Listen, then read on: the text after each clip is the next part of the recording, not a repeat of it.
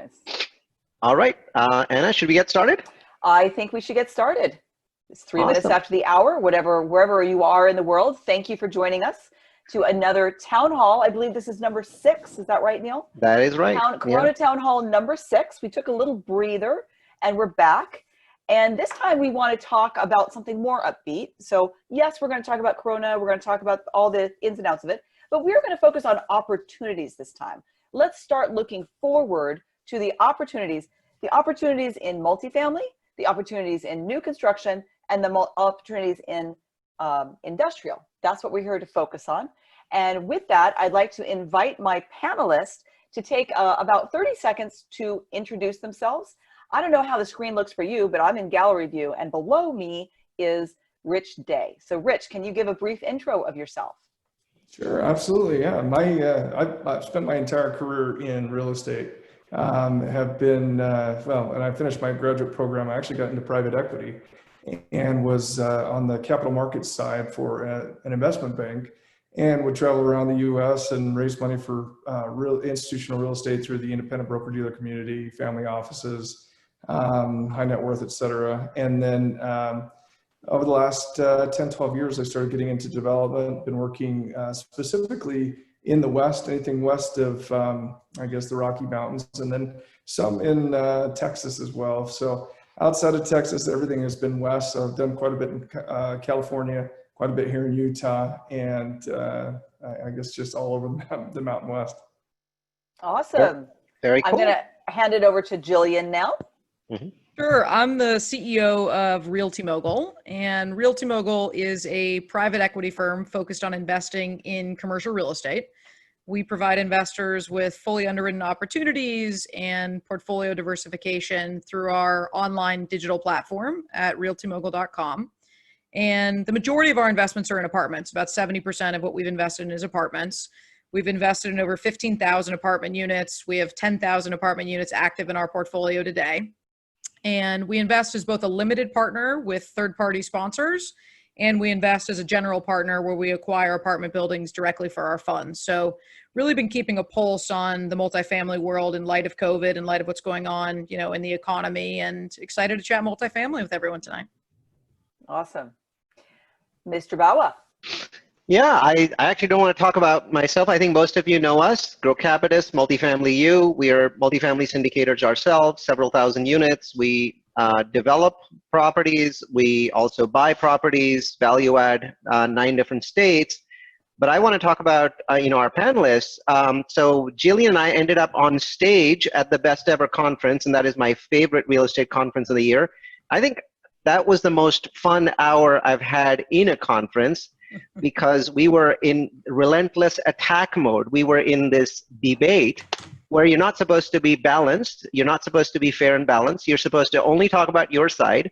So we went at it, and that was an absolute blast. And I was like, we have to do this again. This was terrific. So that was very enjoyable. And thank you for doing that, Jillian. And then Rich and I, met through a connection. We have someone that is funding one of our large new construction projects in Utah, and he introduced me to Rich. And even though Rich and I have talked so many times, actually half of the things that he just said in his intro, I didn't know about Rich. Yeah, he's very, very humble. The private equity piece was fascinating, and I think offline we have to talk more about that. So yeah. It's just phenomenal for me to have two of you, with Jillian with her 15,000 unit portfolio, with Rich basically an entire lifetime in real estate of some sort, building all these awesome buildings in Utah and other places, and doing all the private equity stuff. So I'm just thrilled to have these sorts of people, our community, watching this. So thank you for being here. Yes, thank you. So this time, because it has been a minute since we've had a Corona Town Hall, I would like to start out with Neal, who is kind of a Corona geek, giving us the lay of the land where he sees Corona right now, because he takes a worldwide perspective. He reads all kinds of weird journals all the time to keep up to date with what's going on. What are you seeing out there, Neal? Where are we with Corona? I think we're in a very interesting time. It is now inevitable that the U.S. will suffer from a second phase of shutdowns, but I don't see that as being anything like the first phase. I think you're going to see a lot of spot shutdowns. I would predict that portions of Texas will actually shut down next week. And also certain cities in Arizona will go into shutdown either next week or the week after next. So we're seeing this kind of spot effect. And a lot of people are like, oh my God, that's bad. And I'm like, no, the worst is actually past. I mean, all worst case scenarios are behind us at this point in time. We're now looking at bad scenarios, not so bad scenarios, some okay scenarios. And what I'm finding is that cities are actually learning to manage to live with COVID.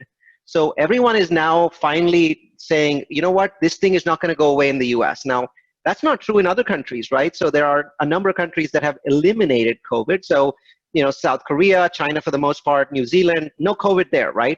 But here, the approach that we took was we didn't shut down long enough for us to kind of knock it down to zero, nowhere near what the European Union has done. If you look at where they were and where they are today, we're maybe a fifth of the way down that graph and now beginning to go upwards. So we've taken a different approach.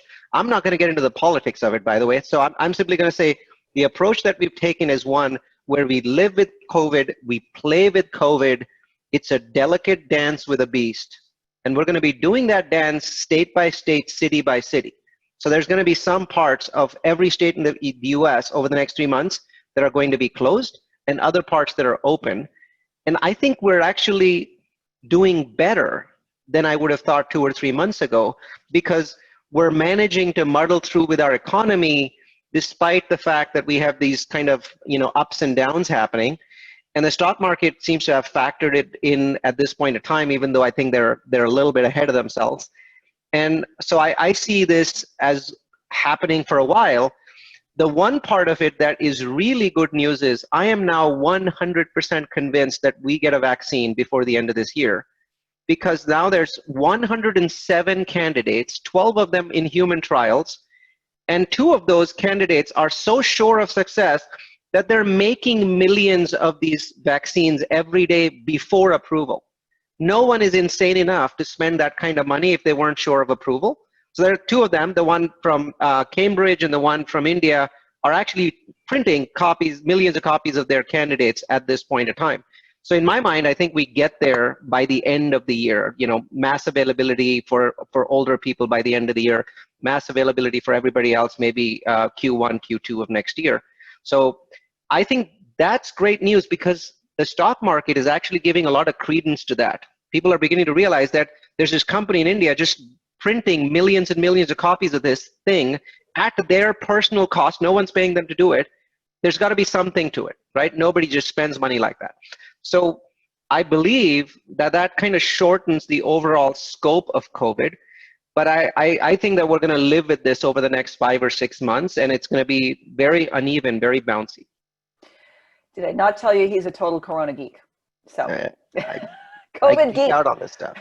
He does. Well, anything that's exponential gets my attention very easily. Yes, yeah. So let's jump into it. We are going to start, and feel free to jump in on and answer questions. I'm going to ask one person, but feel free to also take a stab at it. So let's start with risk. So Jilliene, which multifamily deals have the most risk right now? Look, I think anything that's new construction, where you're delivering right now, right? I actually think starting new construction right now is probably a good place to be. If you're, 18 months, 2 years, 3 years away from a delivery, like I'm okay with that. But if you have a property that's delivering tomorrow, you just got your certificate of occupancy, and now you're going to try and lease up, I think you're going to be severely impacted by COVID. And that's for a couple of reasons. One, leasing velocity is lower. We're seeing it across our portfolio of 10,000 units. But the other one is really a psychological issue, right? People right now, they don't want to leave their house. They don't want to spend money. And the majority of new construction across this country today is Class A, right? Because it's almost impossible to afford without, government subsidies or LIHTC or something of that nature to build workforce housing. So for the new developers who are delivering Class A, within the next 12 months, I think that's kind of a scary place to be right now, and is a place that I'm concerned about right now. I'd say the other place that I'm concerned around is Class C. It's holding up really well right now, and we have some of this product, right? And it's holding up well.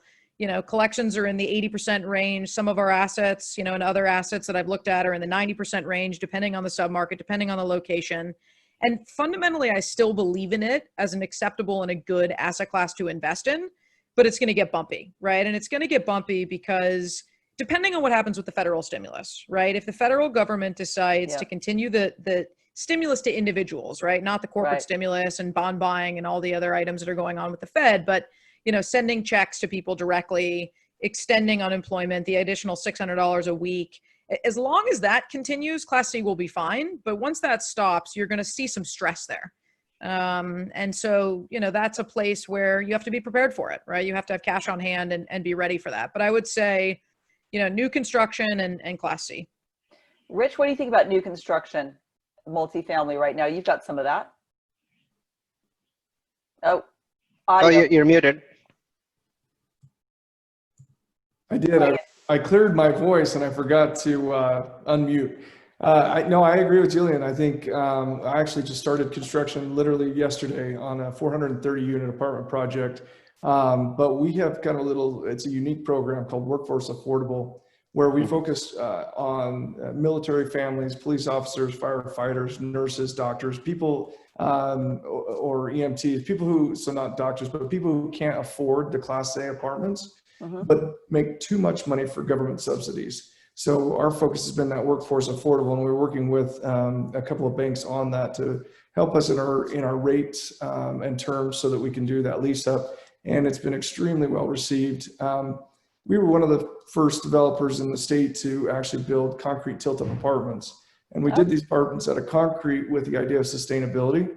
But, right now with the cost of concrete, it got a little expensive. So our plan was to go with concrete as well as the workforce affordable, but focus back to stick frame and working hard on making sure that there's housing for people who make too much for subsidies, but not enough for that Class A luxury apartment living. That's a cool space. Neal, what about you? What are you thinking about construction and risk in new construction and risk? I think you've heard from me before. Thank God I didn't have anything delivering with our new construction portfolio in Q2, Q3, Q4. We think that Q1 next year might be better. We think that there is going to be a mental boost that comes from a vaccine being discovered. Even if it takes 6 months to get to you, it's done.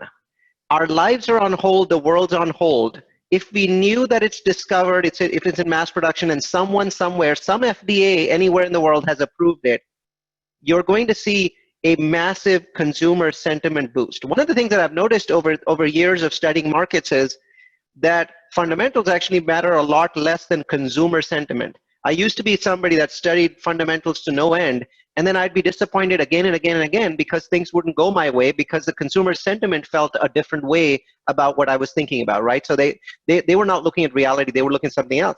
So I think that if we find a cure by the end of this year or a vaccine, you will see a boost in Q1, almost a sigh of relief. The money that's sitting on the sidelines begins to come in. So I just think that Q2, Q3, Q4 are really, really tough for new construction. That's the area that's gonna hurt.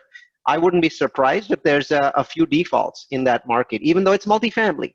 I think that there's gonna be a few where people are gonna get caught. And I think the other piece that Jillian didn't mention is that if you're starting new construction today and you don't have friendly lenders, or you don't have a track record of people lending to you, I think you're going to have trouble.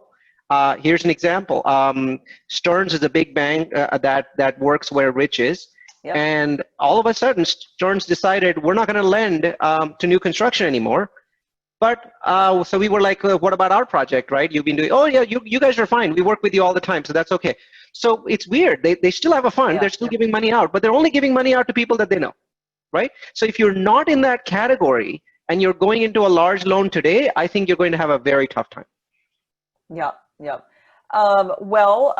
Let's talk about that. So let's talk a little bit about debt. So what kind of debt are you looking at for your deals, and what terms are you seeing out there? And Rich, feel free to talk about, we have you here for new construction as well as industrial. We've got the new construction side of the house as well. And obviously Jillian is well-versed also. So this time, let's start with Rich. Yeah, it's interesting. I actually, in addition to the apartments I'm developing, I've got about 1,000 apartments under development right now, and about 400 townhomes in addition to the about 300,000 square feet of industrial. But what's interesting is the townhome development has gone absolutely crazy. We went from lending institutions that are saying, 6%, 6.5% with a point and a quarter in origination, to now, believe it or not, sub 4% construction. Wow. And half a point origination. It's insane. Yeah. So I've They're very I've hungry for some benefited. types of product. Very hungry. It is an insane hunger. It is a irrational hunger, but we are seeing this happen. Yeah. Quadplexes, duplexes, and single-family construction built to rent have gone the other way. Yeah. When some of the other stuff, like some of the blockbuster multifamily, if you're building 300 or 400 units and you're not beyond that point where you're already funded or they haven't approved you, you could all of a sudden see a 2 or 3% increase. But then for, we have quadplex projects that we're doing in Houston, and there's a whole bunch of lenders just throwing money at us. It's quite ridiculous. I mean, what are you seeing, Jilliene? Yeah, I mean, we do more stabilized transactions. So on the stabilized side, Fannie and Freddie have reduced leverage across the board, right? So I just saw a quote at 70% LTV. Normally they would quote 75 or 80 on that project, but the rates are ridiculously low. The Freddie rate came in at 2.91% all in, so sub 3%. Wow. Fannie came in at 3.2, so slightly higher, but effectively free money. And then CMBS is about the same. The CMBS market has come back. So on the multifamily, we saw quote 70% at just over 3%. So pretty competitive, right? The bridge market is still totally messed up though.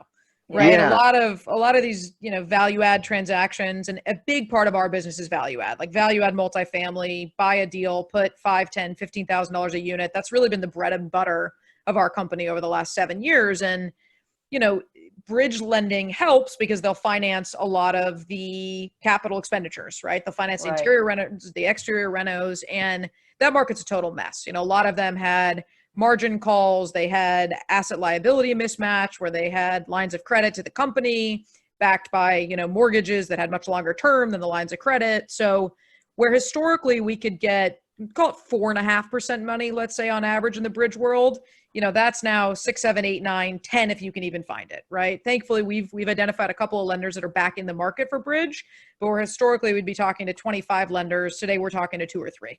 Right. So I think in the multifamily world, a lot has changed, but Fannie and Freddie are still very active and it's cheap, right? If you want to lock in a transaction for 10 years or, you want to take interest rate risk and get a floating rate loan, I mean, you can go below 3% with Freddie today.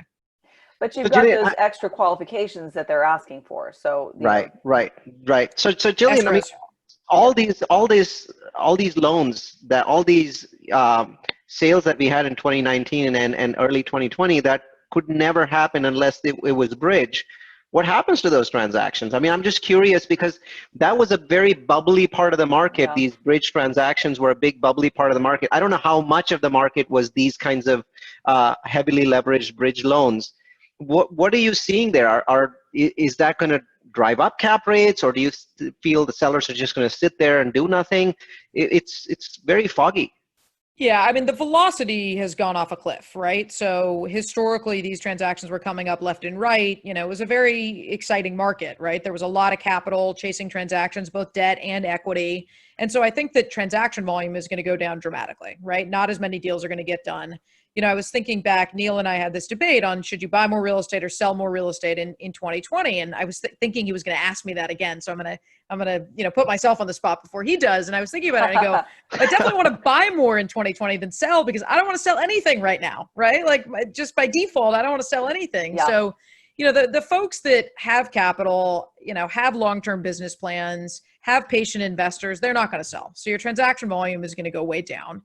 And then there's going to be certain buyers who have great relationships with lenders, like you were talking about, Neal, who are going to get money at 5% or 5.25%, and they're going to be able to still transact. Right. I don't actually think cap rates are going to come down or up rather, or down. I actually don't think cap rates are going to move very much, but I do think that the NOI is going to move, right? You're not going to be able to push income as much. You're not going to be able to push other income as much. maybe you're not going to be able to renovate and get the rent bumps that you expected. So as a result of NOI moving, I think prices will move slightly, but I don't know that the cap rates are going to adjust very much. Rich, So what are pricing you still seeing? goes down though, because now you've got NOI issues Right. and also forward-looking NOI issues. You can't, Yeah, all those you can't. people assuming 3% compound rent growth have to go to 2 or 1 or 0 Yeah. or whatever it is that people are doing with underwriting. So I think Yeah. it still affects pricing if caps stay the same. 100%. And we're underwriting negative rent growth in the first year in a lot of markets, right? And saying we're still willing to do business, but we're going to underwrite how we think is appropriate. Yeah. So Rich, what are you seeing in the industrial space? First, could you just define industrial for people? Because some of the audience may not be familiar with what the heck is industrial. And then talk to us about what you're seeing in that market specifically. Yeah, it's funny because all the industrial that I've done or am doing is all here in Utah, and we're kind of in a pretty unique and special place here.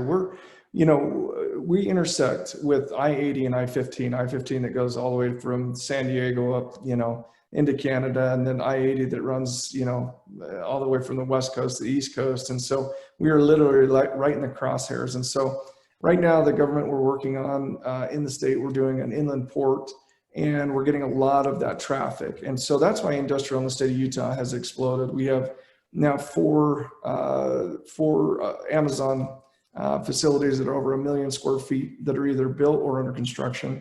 And last I heard, the one that was currently under construction, under development, went from 1 million square feet all the way up to 2 million square feet. So that size of building and that type of product, which is the industrial stuff, which is more warehouse, more manufacturing, and less Class A office or even Class B office, where it's not your typical mortgage brokerage or real estate brokerage or insurance company or tech company. You're seeing more of your third-party logistics, more of your people that actually kind of, I don't know what you would say, that kind of feed around and off of Amazon and what they're trying to do. So, here in Utah, we're in a special spot where you can get to any place from Denver up to Seattle in less than a 12-hour drive. Mm-hmm. I'm seeing that too. It's interesting. I live in California. We invest mostly in the southeast, but we invest in Utah because we feel that this confluence that you're talking about is remarkable, and we've seen the benefits of that in Utah so far. So it certainly is Salt Lake City is a remarkable place to invest in for a variety of reasons. And what's interesting is that Forbes just came out with a list of top 10 most resilient cities, and 2 of those were Salt Lake and Provo, right? So I mean, they're right there in that area, high resilience areas. And it's funny, I teach a course every year, a webinar called Real Estate Trends, and each year I pick a city. And so for 17 and 18, I picked Provo and then Provo again before I moved on to Boise, Idaho. And it was phenomenal to see the kind of growth that you're seeing in Utah. And I think a lot of it is also logistics, right? It's funny, you read all of these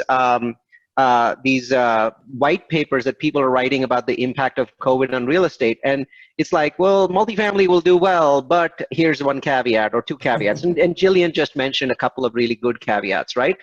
But what I've seen is with industrial, they say, well, industrial is a net beneficiary, and then they don't have a caveat. There's no actual caveat, right? They explain why. They explain the fact that retailers are going to shrink their store locations, which means they need more inventory, right? So they need to hold back inventory and bring it into the store just as they're selling, right? Just in time, because the storefronts have to shrink. And that obviously benefits logistics, benefits, the transportation stuff that we do in industrial. But it's interesting that I haven't, the only areas with no caveat in all of these reports that I've mentioned, remember seeing, are industrial and data centers. Yeah. Everything else has a caveat. Storage has a caveat. Multifamily has a caveat, but not those 2. So that was interesting, and I wanted to mention that. Well, Jilliene, have you seen other asset classes that are like, people are just, okay, this is going to be great?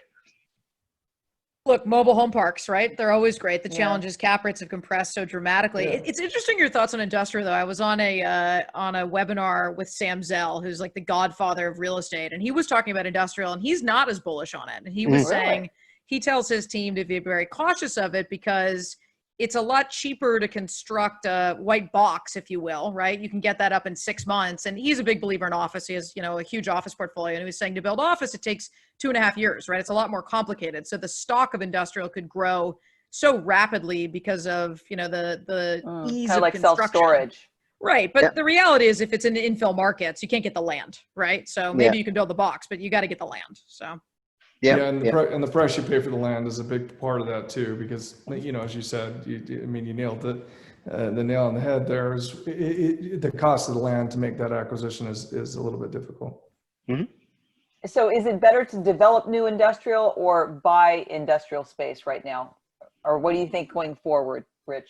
Yeah, right now it's nearly impossible to buy industrial space in the state of Utah. We're about a year ago, the market came out, or the market reports came out, and we were at 2% vacancy is all. Wow. And what's interesting, at least in Utah, again, and I can't speak to everywhere, but in Utah, we saw, even in the downturn, the most vacancy we had was 6% in the state of Utah. Now, as we talked about, new construction stopped completely. Nobody was building any more industrial, but vacancy was only 6%. And what's nice about the industrial side is you're not, it's not storefronts, so it doesn't have to be Class A. It doesn't have to be really fancy. It's new carpet and new paint usually when you re-tenant a building, and then 20 to 30% of that is office, and the rest is warehouse. Yeah. Well, let's talk a little bit about metros. Let's talk about first, which metros. I'll give you each a chance to slam some metros. Which metros do you think are going to be most impacted by COVID-19? Either now or in the future, like you say, it's coming. Let's start with Jilliene. Look, I think it's the big cities. It's New York, it's San Francisco, it's LA, it's Miami. You're already starting to see it, right? You're seeing rent growth declines in those cities already, and people are moving. People are realizing they can work remote. I mean, New York just got totally hit by COVID in the beginning, as we all know. So I think it's the big cities, the big, those four being particularly hit. Yeah, well, and I think. Go ahead, Rich. Oh yeah, I was just going to say, I think Jillian's exactly right. And I think a big part of that too is, I hate to say it, but the resort areas too, anything that has a real resort focus and doesn't necessarily, hospitality. In fact, I'd love to it's a topic for another discussion. I don't want to discuss it's unfortunate what's happening in hospitality right now, but I think there's a real opportunity. Some of my good friends and investors and partners have invested in hospitality, and they've said, just due to the fact that they've lost so much revenue and the fact that they don't believe that it's coming back as quickly as they were hoping, a lot of these people are walking into the banks and literally handing the keys and just saying, I don't know what else to do. And so at this point, I think there might be an opportunity, and again, I'd love Jillian's input on this.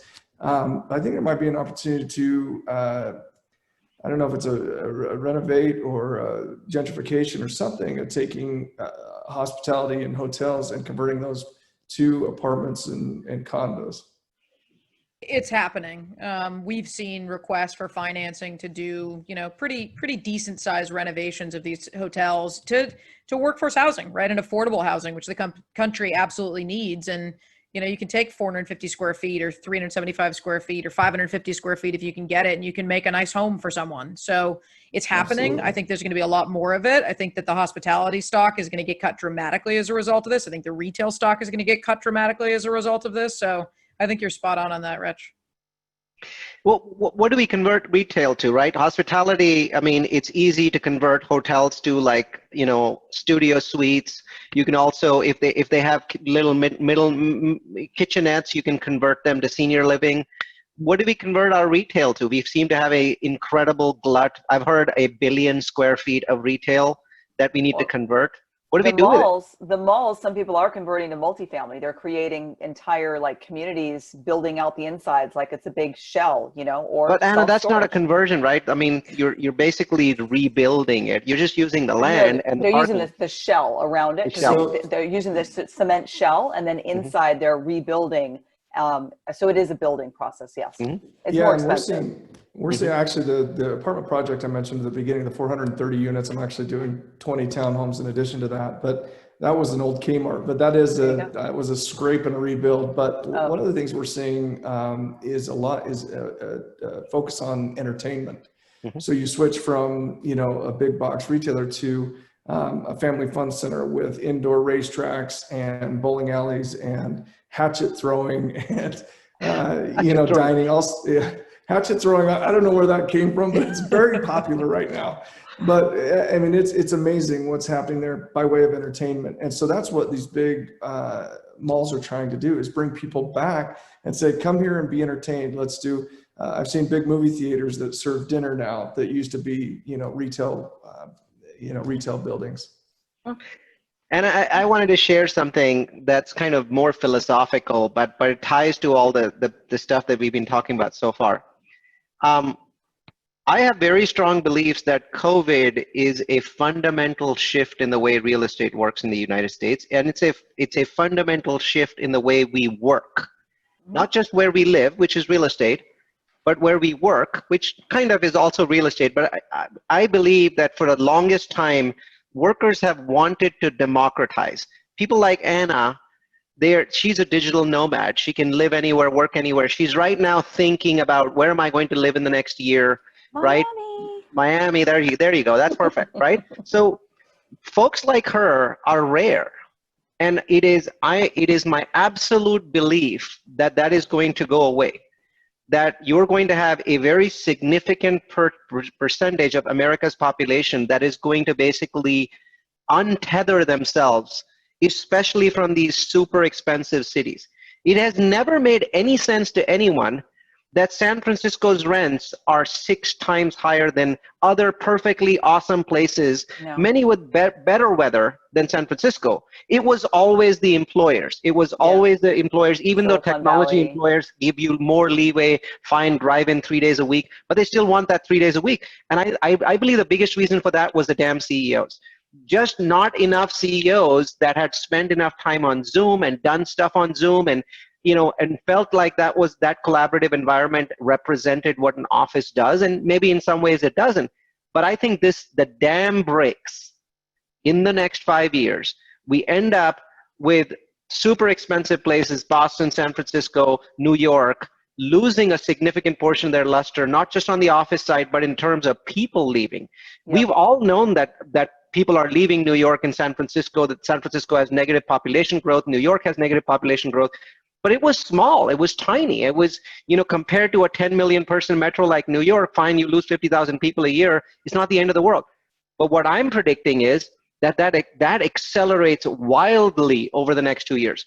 We now have 1 billion people set up with home offices. We have 1 billion people set up with virtual backgrounds. We've got people that have bought LED lights and good webcams and high-speed internet.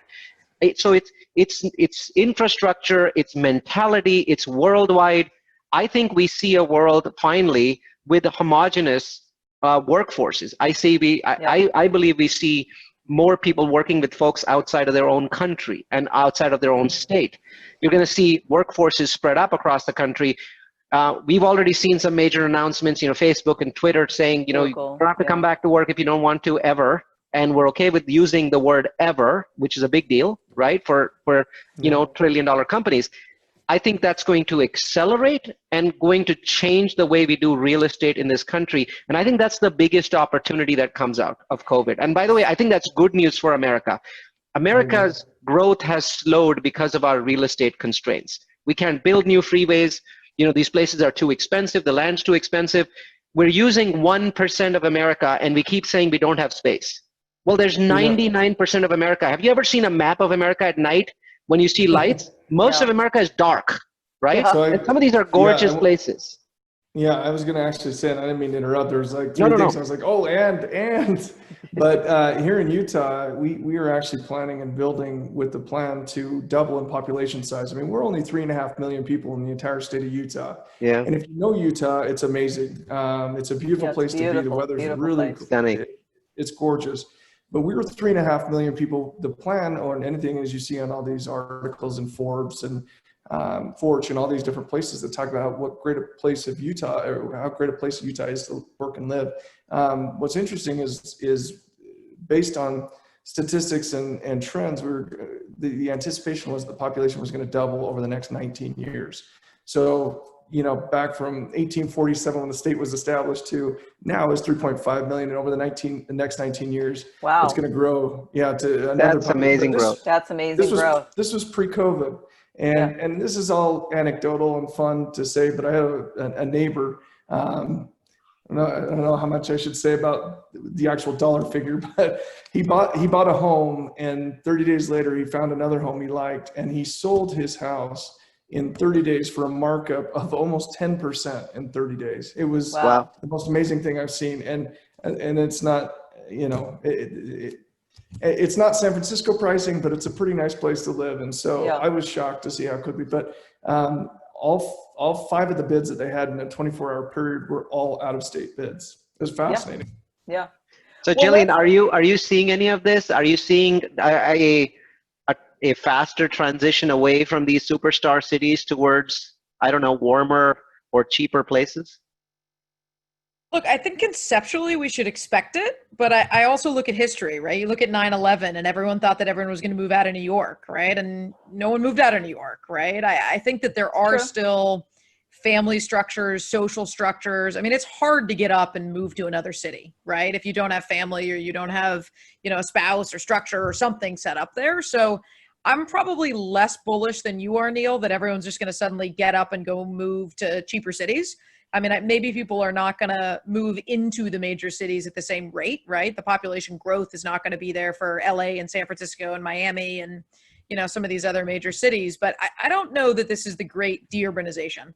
I like build to rent as an asset class. I like townhomes as an asset class. I like detached garages as, an amenity on a lot of this stuff. But I still think humans are social creatures, right? And they want to be around other people, and it definitely accelerates it, but I don't know that it is as dramatic of a picture as it could be. But who knows? We're guessing. Well, let's talk about which metros offer opportunities, because when we're talking about like leaving New York or leaving LA, it doesn't necessarily mean people are moving up onto a mountaintop, right? There's lots of different cities that could benefit and could be areas that are going to be opportunistic after as Corona migrates out of our lives. So what are some of those cities and metros that people think could have those? Yeah, I was just going to say, just reading some of the comments here, I think, one of the questions was, which corridor of Provo, Salt Lake is projected to grow the fastest? It's actually Provo. Provo is, you have BYU, which is Brigham Young University, and you have Utah Valley University, which Utah Valley University is actually the largest university in the state of Utah and the fastest growing. And then just up the street, about an hour, you have the University of Utah. And so all of that is right there. You have a very highly educated workforce. And so we're seeing a tremendous amount of growth.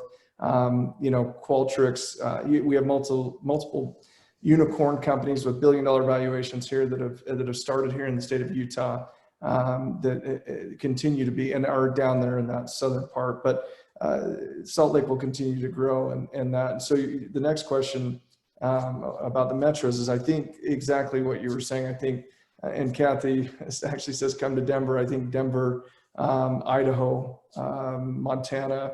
I mean, just in my own personal experience, I've seen what's happening in Boise and what's happening in Salt Lake, and they're both, if you look on all the lists of highest growth and by way of percentages, it's going to be those two cities. But I know that, again, a lot of people are coming into more, I guess, I don't know the best way to say it, but in Utah, I actually feel bad for my friends who live in New York and California. They were talking about their lockdowns. I mean, we didn't ever have really any lockdowns at all. I think we have one of the lowest deaths by percentage. And I mean, I was able to golf as much as I wanted, while my friends in California were quite jealous about that. So I think a lot of those things and the way that Utah is viewed by way of the living in areas of space, it's a great place to be. So what are some other places around the nation? How about the big 4 Texas cities? I think I think all of them are going to benefit. I think all 4 will see acceleration coming out of COVID. I also think that the 2 North Carolina cities are going to benefit greatly. I mean, from what I'm seeing, Raleigh and Charlotte seem to be just at the right point where there's a lot of growth. Provo, Salt Lake City, Ogden have always been, areas that have had incredible growth. I mean, Utah County is 17 years, doubling in size is just an absolute astonishing level of growth. So I think we're going to see that. But to me, what I'm going to say is this, that I love the San Francisco Bay Area. I've always believed that this is the most amazing place on earth.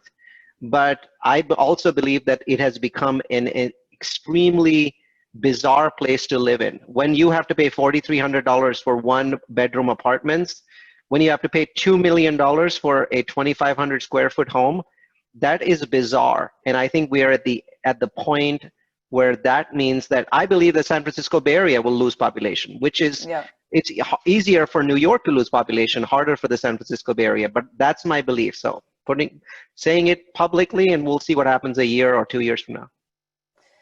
All right, well, let's talk about A, B, and C class properties post-COVID. Mm-hmm. So we're talking about multifamily now, or let's, we can also, obviously the new construction, we'll get talking class A.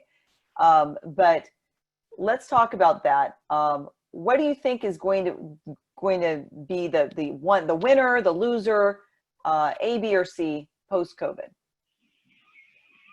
I think it's going to be B plus, if I can throw a qualifier on there. I mean, look, I'm willing to buy A, B, or C at the right price, right? To me, it always comes down to prudent underwriting, and can you get it for the right price, and can you execute the business plan, right? So if I can buy a property and underwrite that there's going to be 10% bad debt and those economics work, I'm not afraid of that transaction. I actually think there's going to be a lot of opportunity in Class A. So I talked about being afraid of Class A new construction delivering in the next 12 months or so. But there's a lot of folks that have delivered and they're nearing stabilization, right? They're 75% occupied, they're 80% occupied, they're 85% occupied. In certain metros, there's been too much supply, right? There's been an overbuild in some of these markets where I think you might be able to pick off some brand new construction below replacement cost, because there's two types of developers. There's developers who are also operators, and then there's developers who are developers, right? And they just want to get in and get out. And so for those developers who are not operators that want to get in and get out, they also have construction loans, right? And these construction loans are coming due. They're more stringent than, just traditional loans, Fannie, Freddie, stabilized kind of loans. So I think there could be some opportunity to buy some Class A nearing stabilization, right? You'd probably want to see it at 70, 75% occupancy before you step into something like that. But I think there's going to be some opportunity there. I think there's going to be opportunity in Class C, especially if the federal government stops the stimulus, because collections are going to go down, right? And my belief is that these people will have jobs again, right? Retail will open up back up again. Hospitality will open up back up again. I don't think I'm as bullish as Neal. I don't know that I believe that a vaccine comes as quickly as you do, although I'm by no means a scientist and less educated on this than you are, but maybe it's my pessimism. But I think Class C will get hurt, so there will be opportunities there. And I think Class B plus will perform the best, right? Where people didn't stretch to go move in a Class A building, where they couldn't afford it, where they haven't lost their jobs, or there's been, less turnover for them. I think that will perform, and people will continue to pay their rent. And that's sort of where we look at the spectrum of multifamily today.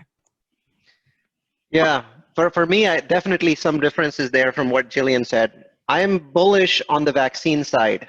I am not bullish on the jobs coming back that quickly. So I actually have a fairly bearish feel about where we are with the unemployment rate. I believe the unemployment rate is going to be over 10% on Jan 1st next year. And that is a very bearish forecast, but that's what I'm seeing, because I think some of these businesses are fundamentally damaged. And some of them were basically already under stress, and once you kill that business, you can't unkill some of them. They're gone, they're finished. And so I think that we stay at a significantly depressed level of employment for the rest of this year and probably for Q1 next year. So I also believe that Class C is going to face severe stress. It's going to vary. It's going to vary a lot by metro. It's going to vary a lot by the areas that are landlord friendly versus not landlord friendly, because at some point we're going to be able to evict people, and that will help. But I'm curious to see where we are. I feel like we're in a fake economy until mid-August, because this is the super unemployment Yeah. check economy. This is the economy that benefited from those $1,200 checks and people making $600 a week on unemployment. I don't think that's real. The PPP, the EIDL economy, I think right around August is where all this stuff starts to run out of steam. And I'm not sure what happens at that point, but I do think that Class C gets hurt. And like Jillian, I think that B is the place to be. A is the place where you're opportunistic, picking up stuff where you can, but B is really the place to be because we're seeing that they're much more likely to pay rent than the C folks. Yeah, I Yeah. totally agree. And I think, sorry to cut you off, Rich, but No, I think please. that our unemployment numbers are manipulated, right? I mean, if you really Totally think agree. about who's not being counted in them, I mean, if you're not actively looking for a job, you're not counted in the unemployment numbers. And we've got a decent amount of the population that's making more money on unemployment who is not actively That's looking right. for a job.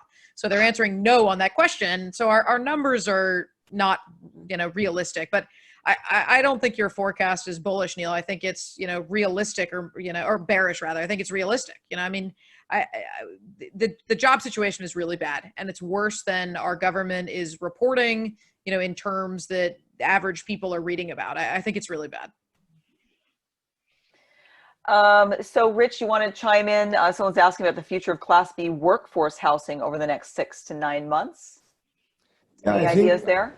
Yeah, I think in the Class B, kind of as we talked about, people generally in Class B, at least in my experience, have been people that are working towards homeownership and that working hard on keeping their credit good and saving money. So they're not living in Class A, spending all their income so that they, don't have any down payment. The Class B usually, at least again in my experience, are people who are looking to buy homes and are looking to move into something like that. So I think because of what's happening in the marketplace, you're going to see a few more people that are not going to be able to afford that. Then again, I also think you're going to see more people kind of moving up from C to B. But again, it's tough to say because there's so many little pockets and areas where things are working really quite well in the markets, but in other places are tough. And I think, someone else had made a comment about the layoffs from the airline industries. I think the airline industries are going to be a tough call as well. Travel's down significantly. There's so many things that are outliers that we just don't know quite yet. Yeah, one little comment about the travel industry. I've noticed that I made a prediction that just turned out to be completely wrong, and that was that I thought that these Airbnb domestic centers would do really poorly. And what's actually happened is that it's the international centers like Orlando that are suffering, where the domestics, the Airbnb traffic in May, especially in the last few weeks, has been higher than it was a year ago. So people have turned their expensive international vacations into shorter, drivable vacations. So places like Charleston, South Carolina are beginning to fill up now, which is great to see, right? Because so it seems like there's actually a difference between the blockbuster places like San Francisco, which used to have people coming in from the outside at $400 a night, and the Airbnb friendly places like, Russian River or Charleston, that actually seems to be booming. There's a lot of interest in short-term, almost staycation type stuff, and there's a lot of pent-up demand for it because people are going stir crazy. Absolutely. So we're at the point where we're going to start taking questions live, but I am going to, Well, usually before we take questions, we want to give both Jillian and Rich an opportunity to talk about how people can reach out to them and how they can, look at the offerings that you guys provide. So Jillian first. Sure. I'm happy to chat with any investors, and I so appreciate you having me on, Neal. It's been a lot of fun. You're one of the most educated people in real estate and the economy, and I adore spending time with you. So thank you. My website is realtymogul.com, and you can reach me at Jillian@realtymogul.com. You can go on our website. It's free to sign up, and you can see investments that we're doing. So we're trying to be active. I would say we're a conservative shop, so we haven't done a ton of volume, but we're actively looking at deals. We've looked at probably 400 or 500 transactions since COVID started, and we've done 2. So we are trying to find investments, but it's tough, right? This is a time where you can find opportunities, but you have to be very patient. So don't forget to be patient in this environment. Makes sense. Yeah, no. And Rich? Yeah, I was just gonna say, as I mentioned earlier in the call, I don't know how many people were on at the time, but Jilliene and I met probably 6-7 years ago, and they've done a fantastic job in their business. And again, appreciate you, Neal and Anna, for putting this together. You guys have done a terrific job as well, and in providing information to people. So you can email me directly. My email is pretty easy. Rich at richday.com. I was lucky enough that I saw, hey, I might be able to buy my name about 20 years ago, so I bought my name. And I'm happy to share any of that stuff privately, the stuff I've done in the past and the things that I'm working on currently. As you can tell, I'm very bullish on Utah. I sold most of my projects that I owned outside of the state, and I've been really focused in my own backyard simply because I know the market, I know the trends, and I know where things are going. So I'm pretty bullish and excited about it. Cool. Awesome. So before we start, I am going to share a couple of deals that we actually have a few spots. And, you know, Corona has hit some people very hard. And we had 2 projects that were to be funded at this time. The second phase was to be funded. And we have a few spots that opened up. And those people are giving room to some other people. The first one is in Mesa, Arizona. It's a beautiful location before COVID and still population growing strong. Maricopa County was the top growth for 3 years in a row. And it's still a metro that's benefiting tremendously from people moving from San Francisco, moving from California. I think it costs $1,400 to rent a U-Haul to go from San Jose to Phoenix, but it only costs $130 going back the other way. So that gives you an idea of how much population is moving to the Phoenix metro. Very strong rent growth before COVID. We know that it's going to be hit by COVID, but it was the #1 rent growth in the nation month over month for almost a year or more. Wouldn't you say, Neal? It was, and what was exciting is that East Mesa, I saw the June report for Yardi Matrix, and it was still, on a 12-month basis, it was higher than this already ridiculously high number. It was like 9 point, or it was like 9 point something or 10 point something. Yeah, that's phenomenal area. because I don't think that there was East any Mesa. growth for March, April, May, and June. So to hit that kind of double-digit number is terrific. That's right. So 240 units. We are open for phase 2 investors. We just have a few spots open. Again, we have some investors who got hit pretty hard with Corona, with their businesses, and had to pull back. So if you want to learn more about this Falls at Crisman Commons, 240 units, you can go to grocapitus.com/Mesa Kit. And this is, as we said, it's a 4-year project. It is kind of a traditional, modern, new construction project that does have debt. But for those of you that are a little worried about debt, we've got another project you might be interested in the beautiful city of Raleigh-Durham. Another city that was chosen as one of the top cities for recovery post-COVID for many reasons related to a very educated workforce like Utah. Lots of things going on there. We've got the triangle that's there, wonderful place to live. And we think it's going to be one of the best places to live post-COVID as well. We're doing something a little unique there. We're not, what we're doing is we're building 46 townhomes and we're selling them. We're not holding them. This is not for rentals. So we're selling them right away, but we're doing something even more unique. We're building them with no debt. So these are modern townhomes. Again, only a few spots are open. This was completely sold out when we first brought this to market, but a few of those investors, it's their time to bring their money in, and they've had a hard time for Corona. So the unique project structure for this, again, we're not buying and renting units, we're building and selling townhomes. And the way we're doing it is the investors are bringing in the money in tranches. This is not a cash flow project. You're essentially the bank. It's a short-term project. It's a 16 to 20 month, but we're not using loans. So very low debt. Average annualized return 24.3% is projected. Equity multiple of 1.36. If you want to learn more about this short-term project, you can go to grocapitus.com/RTP1kit. Yeah, this is one of my favorite projects. The one thing I wanted to mention is that we are very happy to announce that we received all of our city approvals. Yes. There's a few pieces of paper that still need to be signed. So usually with construction projects, people put money in not knowing if there's city Yes. approvals.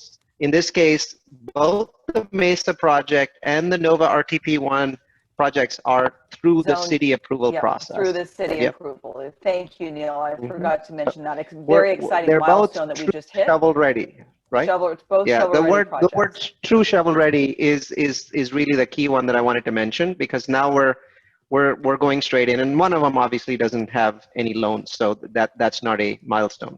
All right. And this is for accredited investors only, or I could not be talking about it in this fashion. So both are accredited only. So let's go back to questions. We're going to be taking Q&A from our audience. Let's talk about refinancing. Jilliene, are you refinancing your properties with the interest rate so low? Everywhere we can, we're refinancing. Yeah. So some loans, it's challenging to refinance because you have yield maintenance or you have prepayment penalties. But anywhere that we can refinance, we are. You know, I'm a big believer in locking in long-term debt when you can cheap. And I personally don't think rates are going up anytime soon. I mean, our federal deficit is so extraordinary that there's no way that rates are going up, but I still believe in locking in, you know, long-term debt at very low interest rates. And historically, we're at very low interest rates today. So we're taking advantage of it. Okay, you guys mentioned Class C would do poorly. Does it apply to mobile home parks as well? I don't know if he said poorly. I think that there's going to be some challenges, and I'm not sure if they're long-term. What do you think, Jillian? Does the word poorly apply? I think challenges is probably better, but it's going to depend, right? I mean, so much of real estate is in micro markets, right? It also depends on, you know, the demographic of your tenant base. I mean, Class C in one market may sound and feel and look very different than Class C in another market. I mean, I think when you're thinking about mobile home parks, my big question there is if your tenants own the home or not, right? So if the tenants own the home in mobile home parks, I think that they're less likely to default on that space rent. If they don't own the home, it's kind of operating like an apartment building. So that's always the big question in mobile home parks. Who owns the actual home?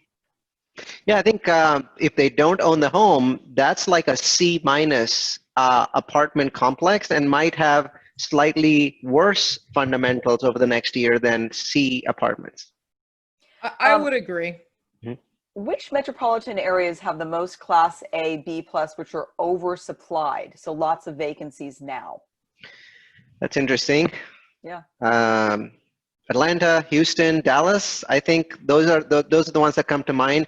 New York's had a lot of inventory, though not a lot of supply recently, but they seem to have trouble filling them and selling them, right? So there's a lot of pent-up demand there. Jillian, any others? Yeah, I mean, I think Houston's a big one, right? And some of the outskirts of Houston, like Katy, I think is oversupplied. Atlanta's an interesting one because you had really strong population growth. Yes. As a result of that, you had a lot of developers going in and building new product. But it remains to be seen if you're going to have population growth there or not, right? I think that you might. So that one's an interesting one to me. New York, certainly. You know, Miami and the condo market, right? Miami always overbuilds, right? It's just what happens. Yeah, you know, Miami and New York are very driven by international markets, right? And international money is slowed down substantially, partially because of political issues, partially because of COVID. No one's traveling. I mean, I just read, you know, the EU is going to ban Americans, right? I mean, that's unheard of. It's crazy. You know, they already did. Yeah. I think it's going to happen in the next week or so. I mean, they will have to do that. It's coming. It's kind of insane, but I think Miami is going to suffer big time, even more so than New York, because with New York, there's this concept of, you know, if somebody else is not buying, I'll buy it. I mean, New Yorkers buy their own real estate. Yeah. But Miami's propped up with all this Brazilian money and Cuban money and you know, EU money. I think this money is just going to vanish all of a sudden. I don't know what's going to happen. I mean, I feel like Miami is a mini Dubai right now. I mean, I see what's happening in the Dubai market. There's just simply no buyers at all for anything.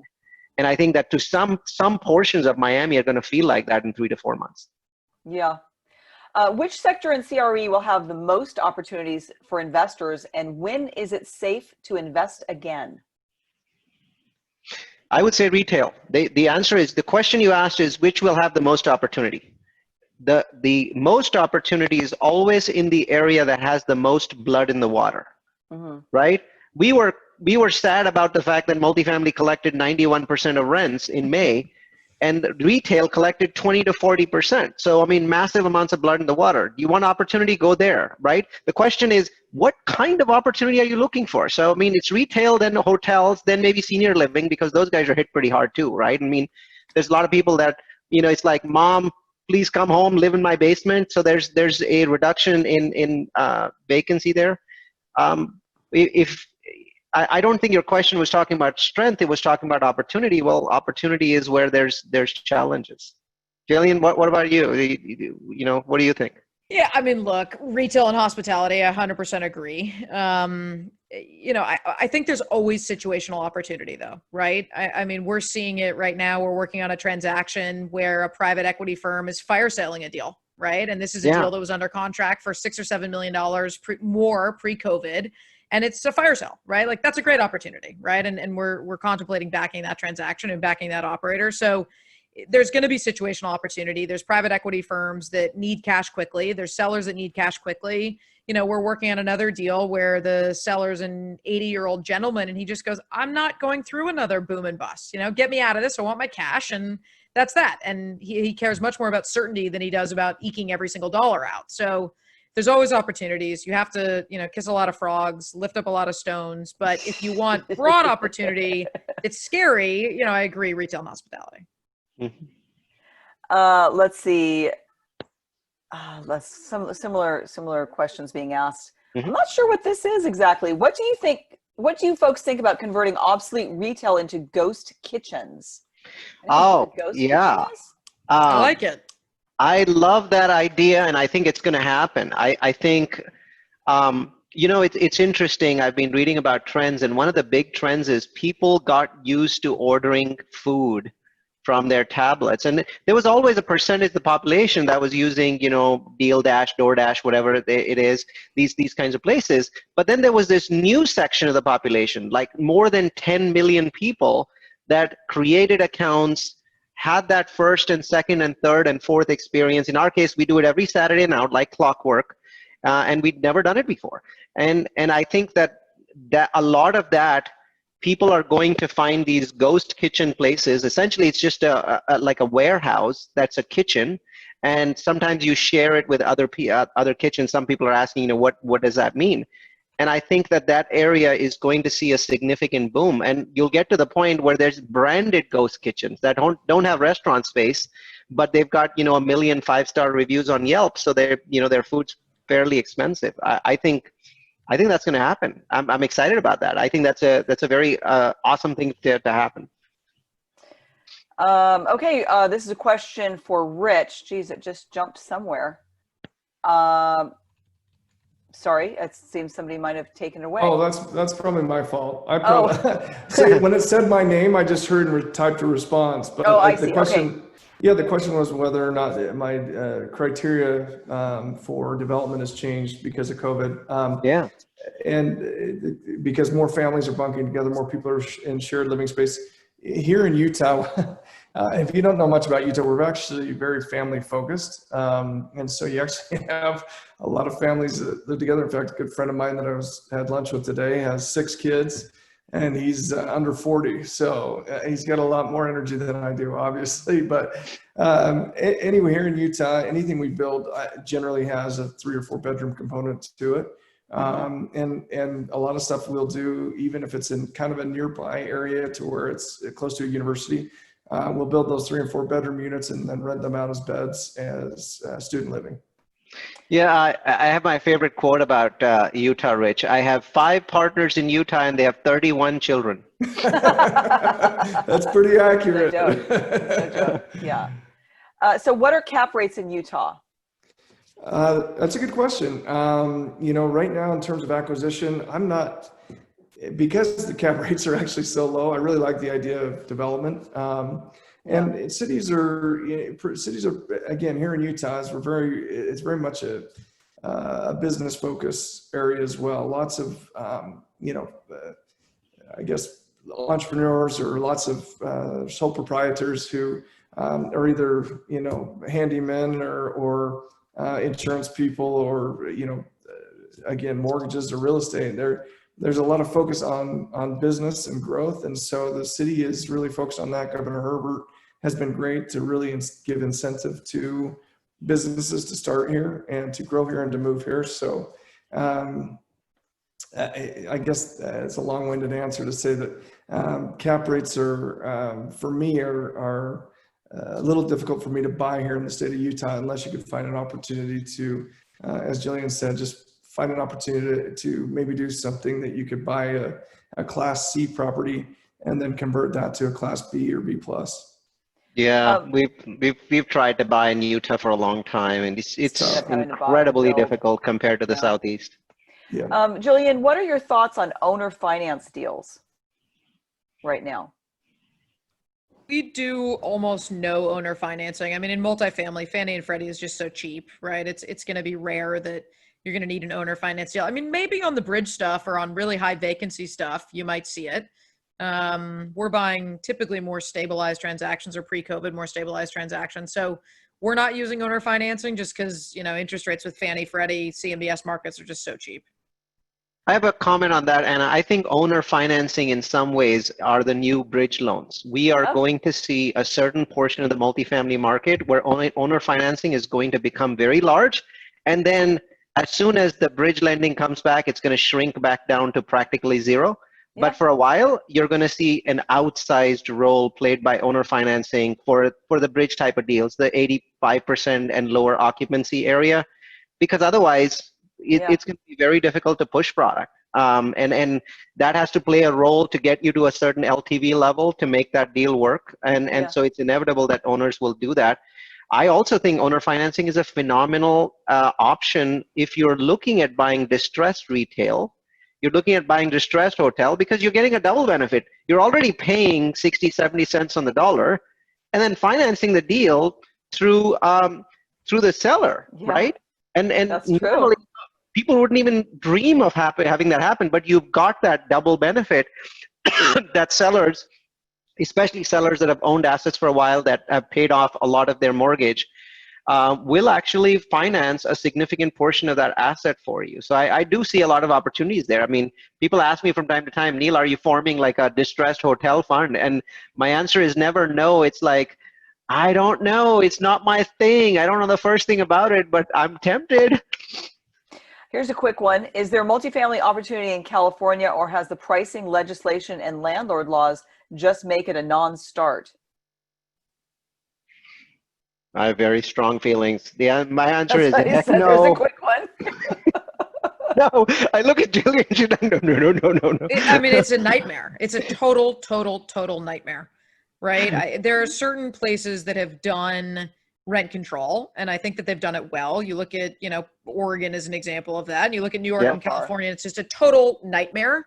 That being said, there are so many people who are unwilling to invest in California now that I've got to imagine there's opportunities, right? I mean, I actually saw there's a building around the corner from where I live that I never would invest in. It's a 60-unit building, which is relatively small for us. And I said to one of our guys, I said, hey, find out the pricing on that, right? Because if that's a 5.5 cap in, beautiful submarket of Los Angeles, like maybe I'm interested, and I'm just going to not push rents and not underwrite anything and put nothing into the building and finance it with 3% debt and have 250 basis points spread and call it a day. Like maybe, but it's very scary, and you have to be very well versed on the politics, and you have to expect that it's going to get worse, right? It will get worse. It's going to get worse. People are not going to be forced to pay their rent, and you have to, I think, have a renter pool that really cares about the credit.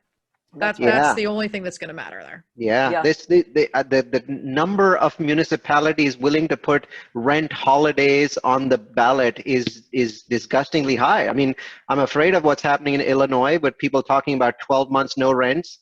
I'm afraid of what's happening in San Jose. San Jose, of all places, city council is currently looking to vote on a 6-month rent holiday. This is sickening stuff. I mean, truly, a lot of people call stuff that isn't socialism, but this is socialism.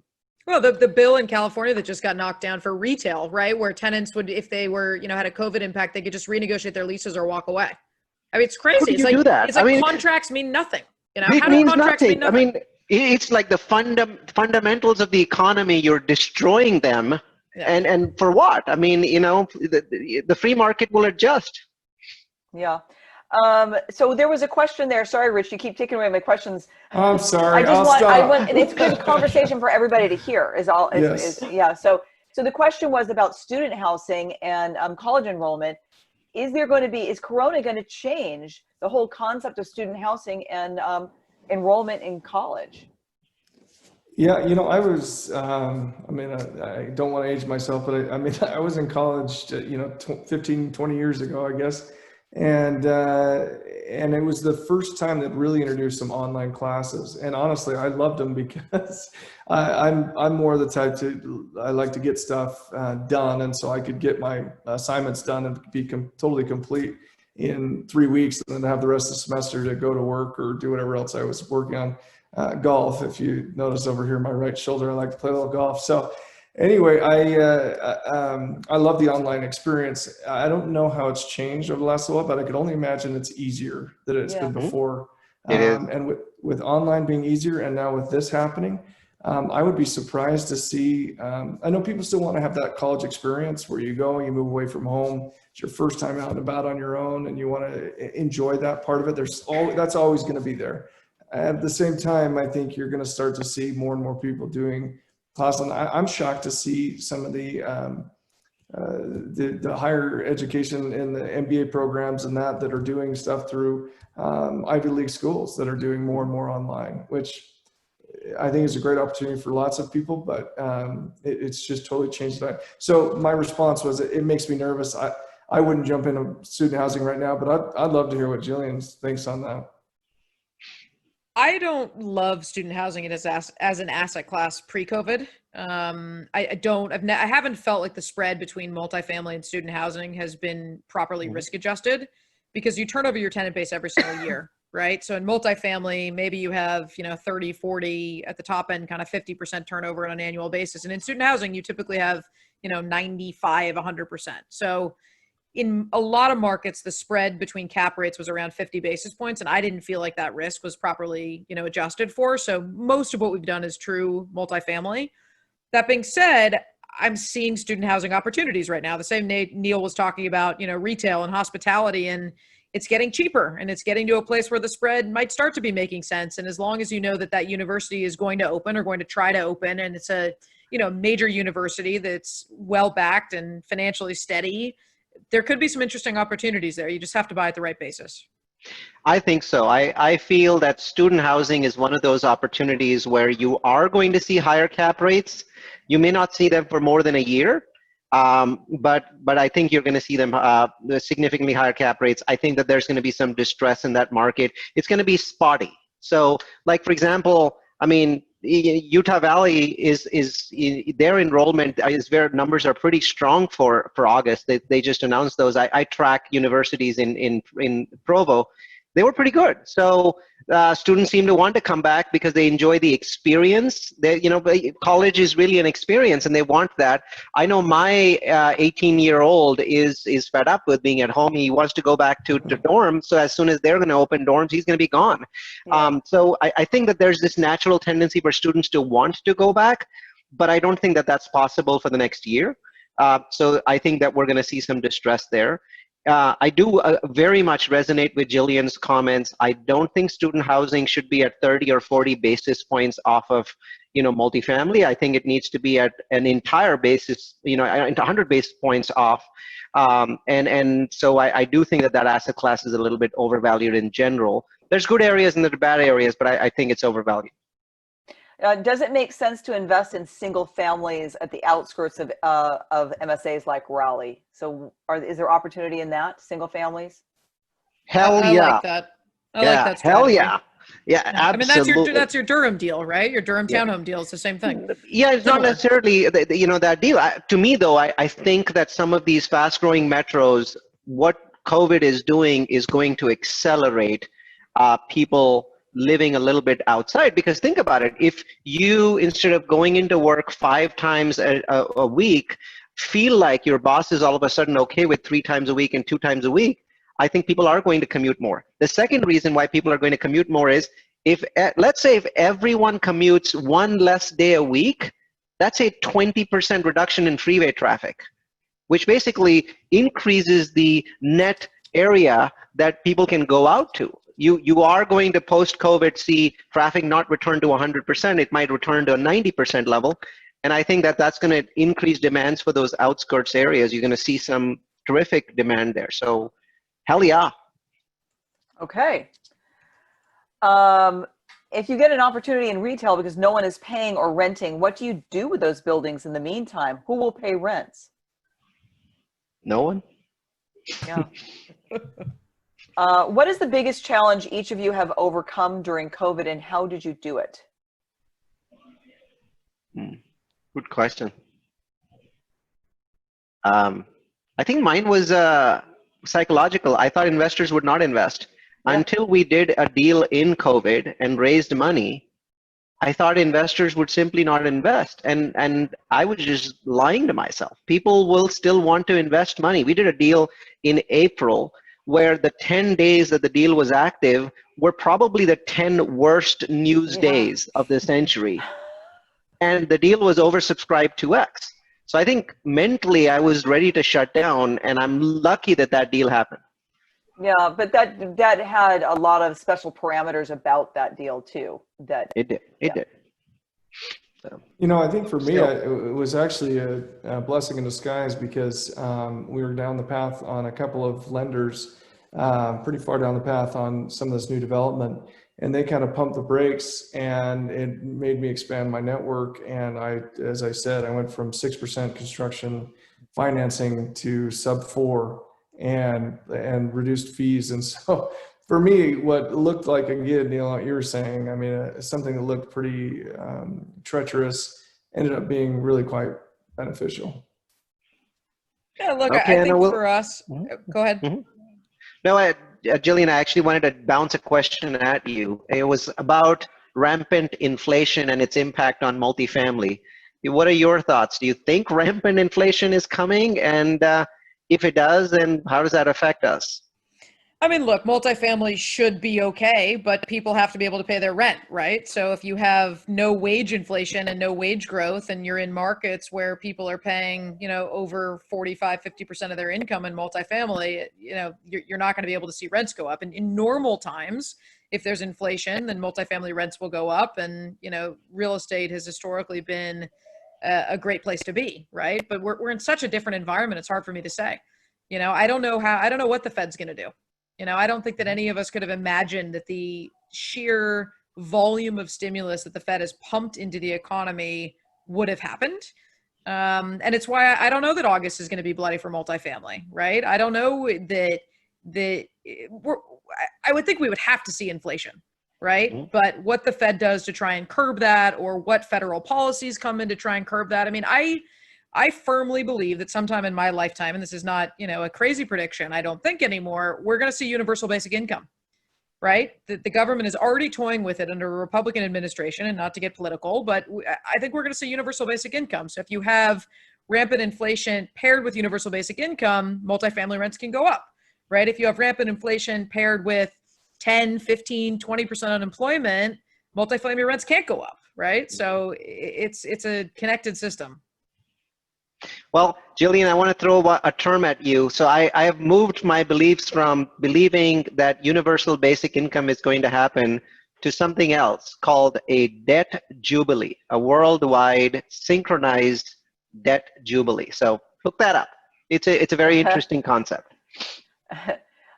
Should prudent and passive investors demand higher returns due to overall economic uncertainty? Let's stop the question there, right there, so that the question goes on. But should passive investors be looking for higher returns at this time? That's an interesting one. Doesn't it depend on the deal, right? Yeah. I mean, it depends on the risk, right? The deal and the risk. Yeah, it depends on the deal. I think right now, like Jillian's buying some of these 10-year fixed deals, locking in 3% interest rates. I mean, there you might have to accept a lower return, but isn't it at a significantly lower risk than a bridge loan right now at 6 or 7%? So I think the question goes back to you. The question came from Clay. The question is, are you the kind of person that wants to invest in a bridge deal that is being financed at 6 or 7 or 8%? And if you are, then ask for those higher returns. Yeah. But I'm of the mind that this may be a great time to invest in, slightly lower returns with somebody locking in 10-year fixed on a stabilized asset. Because boy, there's kind of some great opportunities there.